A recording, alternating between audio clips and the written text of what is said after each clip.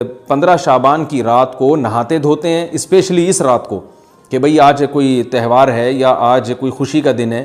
اور مٹھائیاں کھاتے ہیں یا حلوے پکاتے ہیں، تو وہ زبان سے اس کو تہوار نہ بھی کہیں، اپنے عمل سے یہ بتاتے ہیں کہ تہوار ہے، جبکہ یہ تہوار نہیں ہے۔ اسلام میں کوئی اس کی ایک ضعیف روایت بھی نہیں ہے کہ آپ صلی اللہ علیہ وسلم نے، میرے علم میں نہیں ہے کم از کم، ہو سکتا ہے کوئی موضوع من گھڑت روایت موجود ہو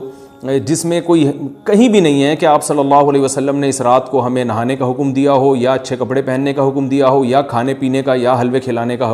حلوے مانڈے کا ہمیں حکم دیا ہو۔ تو اللہ کا واسطہ یہ بدعت ہے، اس کو ختم کریں اپنے معاشرے سے۔ اور اسلام میں تہوار کا ٹائم دن میں ہوتا ہے۔ عید الفطر، عید الاضحیٰ ہے جس میں ہم دن میں قربانی کرتے ہیں اور کھاتے ہیں پیتے ہیں نہاتے ہیں دھوتے ہیں، راتوں کے یہ کام نہیں ہے، رات کو آپ سوئیں یا عبادت کریں۔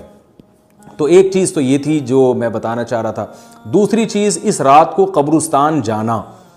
دیکھیے اس بارے میں حدیث پیش کی جاتی ہے، مشہور حدیث ہے، لوگ سنتے رہتے ہیں کہ نبی صلی اللہ علیہ وسلم رات کو اٹھے اور امی عائشہ رضی اللہ تعالیٰ عنہ بھی آپ کے پیچھے چلی گئیں، اور آپ صلی اللہ علیہ وسلم جنت البقیع میں مغفرت کی دعا مانگ کے تشریف لے آئے واپس۔ تو یہ حدیث انتہائی درجے کی ضعیف حدیث ہے، اور ایک تو ضعیف حدیث ہے، دوسری بات یہ کہ اگر ہم تھوڑی دیر کے لیے فرض کر لیں یہ صحیح حدیث ہے اور ہم کہتے ہیں کہ بھئی نبی صلی اللہ علیہ وسلم نے یہ عمل کیا ہے، تو